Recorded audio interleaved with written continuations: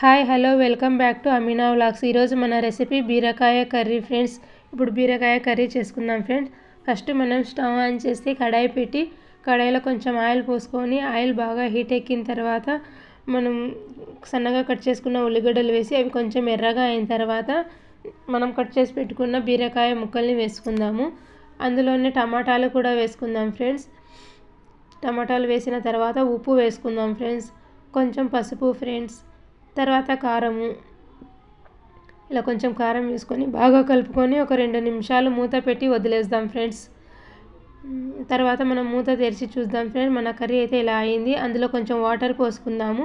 కొంచెం ఎండు కొబ్బరి పొడివి కూడా వేసుకుందాం ఫ్రెండ్స్. అందులో అల్లం వెల్లుల్లి పేస్ట్ కూడా వేసుకుందాము. కలుపుకొని 1 చెంచా వరకు ధనియాల పొడి కూడా వేసుకొని మళ్ళీ ఒక 2 నిమిషాలు మూత పెట్టి వదిలేద్దాం ఫ్రెండ్స్. ఇలా తెరిచి చూస్తే మన కర్రీ అయితే రెడీ అయింది. ఇందులో పచ్చి కొత్తిమీర వేసుకొని కలుపుకుందాము. మన కర్రీ రెడీ అయిపోయింది ఫ్రెండ్స్. మా వీడియో నచ్చినట్టయితే లైక్ చేయండి, సబ్స్క్రైబ్ చేయండి, షేర్ చేయండి.